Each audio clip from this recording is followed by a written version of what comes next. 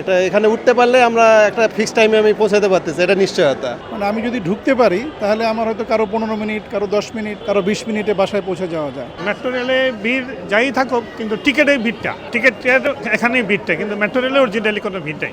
ইফতারের আগে তো সব অফিস টফিস ছুটি হয়, তো তখন সবসময় ভিড়টা থাকে একটু বেশি, মানুষের প্রেশারটা অনেক বেশি থাকে আর কি। না, রাস্তাঘাটে যানজট অনেক থাকে, বাসগুলো অনেক স্লো চলে, যাত্রী নিতে অনেক ঝামেলা করে, থামায় জায়গায় জায়গায়। এই জন্য আসলে মেট্রো রেলের প্রেশারটা একটু বেশি, সবাই মেট্রোতে যেতে স্বাচ্ছন্দ্য বোধ করে। অনেক মানুষ থাকা সত্ত্বেও সবাই মেট্রো রেলে যায়, চাপ নিয়েও যাচ্ছে মেট্রো।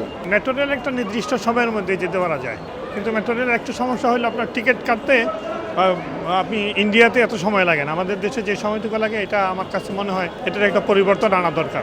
না, সেটা আমি বলবো না, সেটা আমাদের দেশের রাস্তার অবকাঠামোর কারণে হচ্ছে, আমাদের জনসংখ্যার অনুপাতে রাস্তাঘাটগুলো ওইরকম না। মেট্রো রেলে ভিড় যাই থাকুক, কিন্তু টিকিটের ভিড়টা, টিকিটের এখানেই ভিড়টা, কিন্তু মেট্রো রেলে অরিজিনালি কোনো ভিড় নেই। ভিড় আছে, কিন্তু আপনার মূলত আপনার কষ্টটা হয় টিকিট কাউন্টারে। ইফতারির আগে ভিড় এই কারণেই মানুষ সবাই বাসায় যাই ইফতারি করতে চায়, এই কারণে। আর অফিসগুলো ছুটিও হয় 5টা 3টে থেকে, এই জন্য আর কি মানে চাপটা বেশি থাকে। বাসের চেয়ে সুবিধা এইটাই, এখানে একটু লাইন যদি বেশিও থাকে, সিরিয়ালটা একটু বেশি থাকলেও তাড়াতাড়ি যাওয়া যায়। আর বাসে তো জ্যামে পড়ে থাকা লাগে ঘন্টার পর ঘন্টা, কষ্ট হলেও মেট্রোতেই মানুষ আসা যাওয়া করে। বাসের থেকে ট্রেনটা বেটার এই কারণ ট্রেনে আমরা স্বল্প সময় যেতে পারি, এটুকু জ্যামের জন্য হলেও আমরা নিচের লং জ্যামে না পড়ি, এই জন্য আমরা ট্রেনে যাতায়াত করি। এই জন্য এত ভিড়, নিচের যে বাসে যে জ্যাম থাকে, জ্যামের কারণে সবাই ট্রেনে যেতে চায়।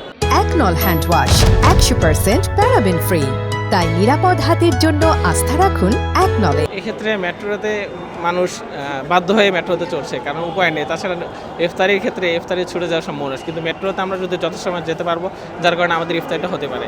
কিন্তু জনজটের ক্ষেত্রে আমাদের এটা সম্ভব নেই ইফতারি পাওয়াটা। সময় বাঁচানোর জন্য, কারণ সবাই এখন ইফতারের জন্য বাসায় যাওয়ার জন্য মানে চেষ্টা করতেছে, কারণ একটা এখানে উঠতে পারলে আমরা একটা ফিক্স টাইমে আমি পৌঁছাতে পারতেছি, এটা নিশ্চয়তা। এই কারণে সবাই আমরা মেট্রোতেই যাওয়ার ট্রাই করতেছি, ভিড় ঠেলে যাচ্ছি। কারণ আমি উঠতে পারলে আমি সেফ, যে আমি এত মিনিটের মধ্যে পৌঁছাবো বাসায়, এটা উঠতে পারলে আমি পৌঁছাবো আমার ফিক্স টাইমে।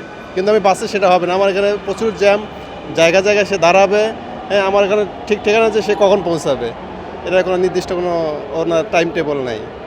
এখানে উঠতে পারলে আমি পৌঁছাইতে পারবো, এটা আমার সুবিধা। এই জন্যই সবচেয়ে বড় কারণ হচ্ছে যে এখানে টাইম টেবিলটা মেনটেন হয়। মানে আমি যদি ঢুকতে পারি তাহলে আমার হয়তো কারো 15 মিনিট, কারো 10 মিনিট, কারো 20 মিনিটে বাসায় পৌঁছে যাওয়া যায়। এটা হচ্ছে বড় কারণ। নিচতলায় তো কোনো সিউরিটি নেই, আমি 1 ঘন্টায় পৌঁছাবো না 2 ঘন্টায় পৌঁছাবো।